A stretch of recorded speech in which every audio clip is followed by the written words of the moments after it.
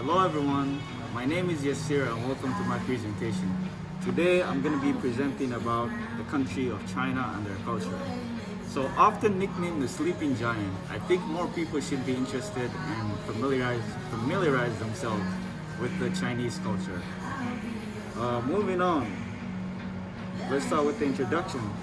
China, officially the People's Republic of China, is a country in East Asia. It's the world's most populous country and with over 1.4 billion people in it.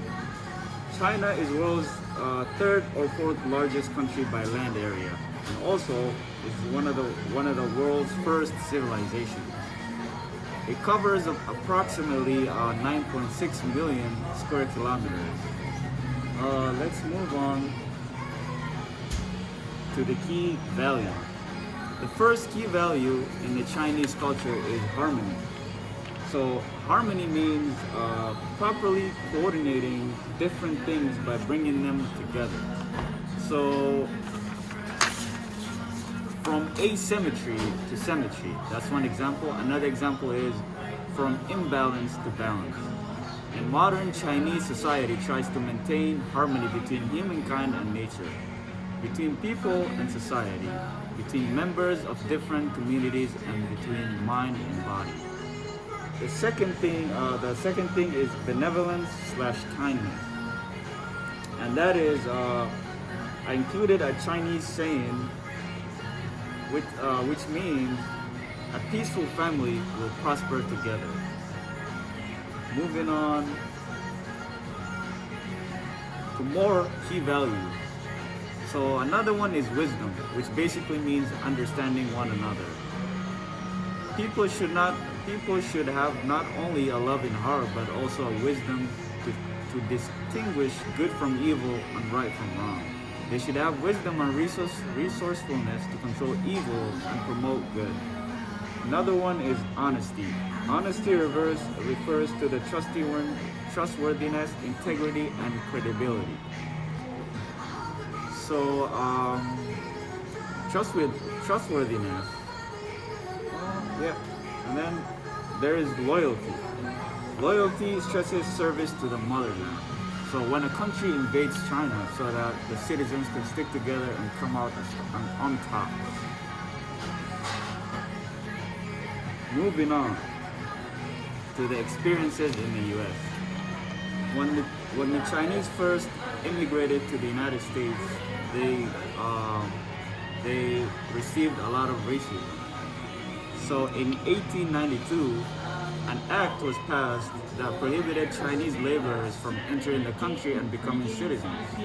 It also ushered in the most violent decade in Chinese American history, with assault, arson, and murder all going on against the Chinese Americans.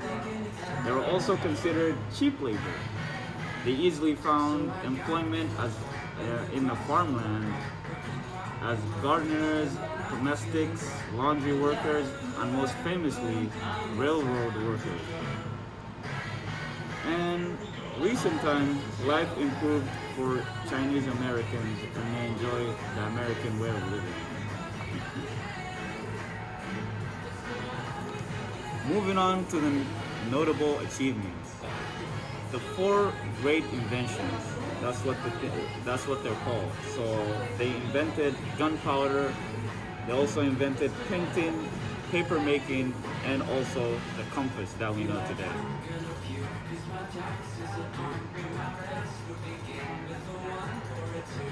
Moving on to the do's and the don'ts. So starting with the do's of the Chinese culture. First, it's encouraged to greet others using your hand, so you shake hands instead of in Japan or Korea where they bow. So moving on to the second one, which is you sample all the dishes at formal occasions. So it's considered polite, and at the end of every meal, you should leave a little bit on the plate to honor your host's generosity. Also, receiving when you present and when you receive gifts, you should receive with both hands like this.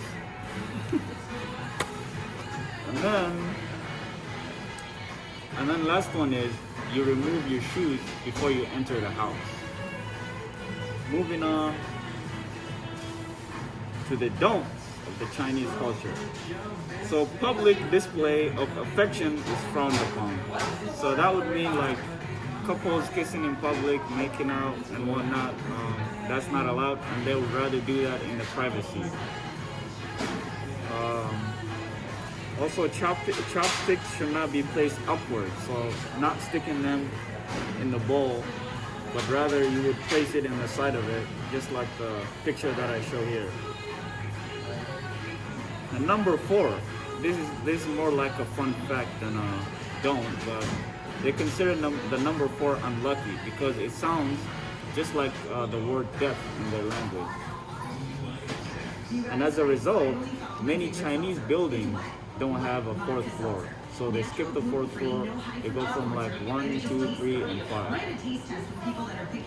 And then lastly, not lastly, my bad.